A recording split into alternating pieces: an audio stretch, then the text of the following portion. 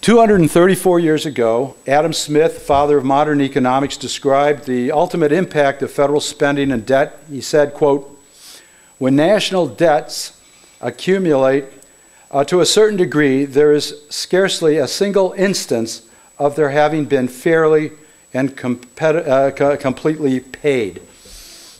And about the same time, Ben Franklin over here, as if anticipating most Western nations here in the 21st and in the 20th century, wrote, quote, "When we are obliged to issue quantities of debt in excess, it pays itself off by depreciation," which is inflation. Yeah, a pretty good economist, even in the 18th century. Franklin certainly wasn't alone among our prescient founders. Alexander Hamilton, the architect of America's first structured debt and debt repayment, echoed the wisdom of both Smith and Franklin. He said, "There is a tipping point beyond which additions to national debt become deleterious." And in his final report on public credit, just before Hamilton left office, he said it is essential, quote, "to prevent that progressive accumulation of debt which must ultimately endanger all government." Now, most of us here, probably all of us here, recognize that our nation may already have traversed this dangerous threshold of debt in terms of our ability, anyway, to service the debt or to fund the outstanding liabilities that we've created. And we have leveraged the financial condition of future Americans more severely than any and all of the Latin American so-called banana republics. At the same time, Washington is destroying, or attempting to destroy, incentives required, again, to generate jobs, income, or to avert the future crushing taxes and hyperinflation. So, the only way to reverse these evil outcomes is to go for the government's jugular. What is that? That's spending. Spending is the true tax. All the talk about tax regimes, about debt, about budget deficits, folks, that's hand-waving. It's a smokescreen. In fact, it's a dangerous distraction. The real bogey is spending. So let's not be distracted. And in that vein, what should be our focus and our fiscal Bible for monitoring the behavior of our candidates this year and beyond, of the elected officials, the incumbents, and so forth, on the national scene? One, will they use Article 1, Section 8 of the U.S. Constitution as their line in the sand for permissible federal spending? So you go back 20, 30 years in education department, federal function, energy department, federal function. It's not good enough any longer. We've traversed that much of the tipping point of Hamilton's. You can't just say you stop some programs because you don't have the money. You got to roll back the functions that are no longer and very expensive and very rapidly growing. You have to get rid of them. You have to phase them out. You have to do them in. Because those are functions, if they're wanted, they should be in a federal system at the state and local level. Secondly, are the candidates, are they willing to declare a fiscal crisis and roll back absolutely and relatively the size of the federal bureaucracy, the programs, the staffings, the perks, the outrageously costly benefits? I mean, you think about it, they have to be held responsible, accountable. In a market system, it's a profit and loss system. There are disciplines. There is a risk and a reward. It doesn't seem to apply. What they've just done, does the health care proposals, do these functions, these programs apply to our legislators? No, they don't. My first principle in this respect is, I call it the you go principle. You go first.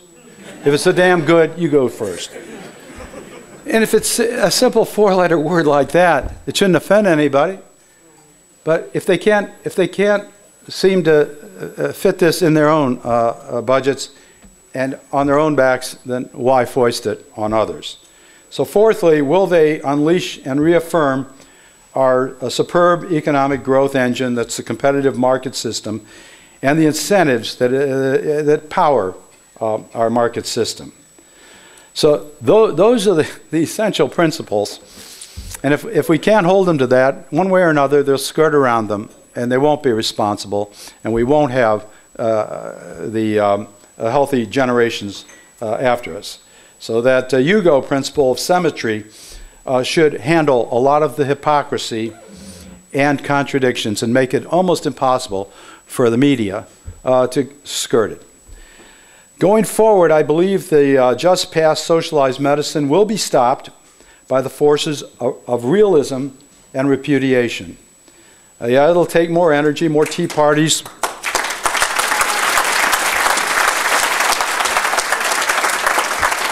And as you said, more town halls. Thank God I hear that. That's what's coming. And more political engagement and voting. But the inertia is gone.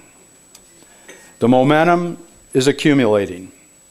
Happily, the recent elections are a veritable threat system to all the complacent and defiant incumbents alike. That's what's really necessary. That's what they respond to, is the threat system.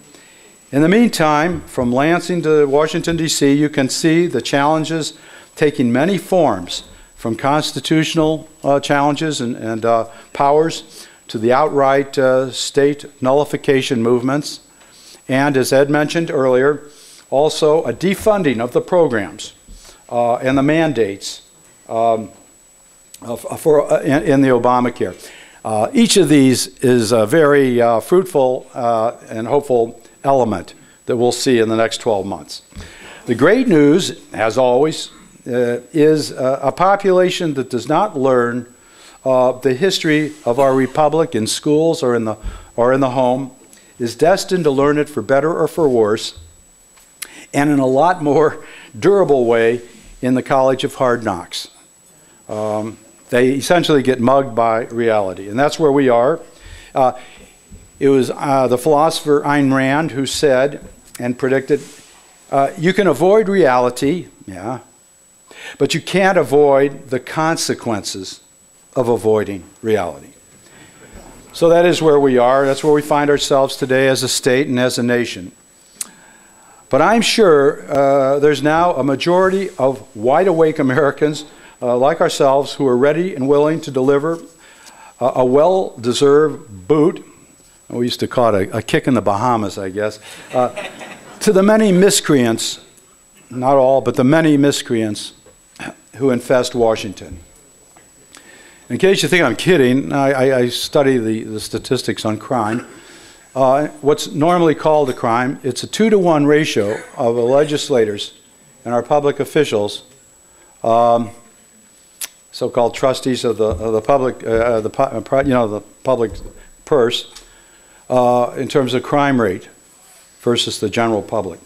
So allow me a moment to suggest why I believe we have some economic allies on our side as we approach the seminal elections in Michigan and elsewhere this year. First, most importantly, in the past 50 years, it is typically the unemployment rate that will influence voters as to the true state of the economy. This year, the campaigns will be well underway by June or July. Therefore, it will be the May unemployment rate, usually announced in June, early June, that will probably register most poignantly in the minds of the electorate. Despite what appears to be great economic recovery to the mainstream, I'd say sycophantic media, and their favorite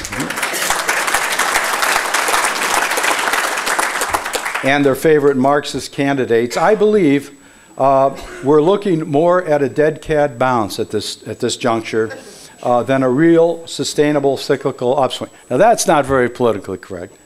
Here I am.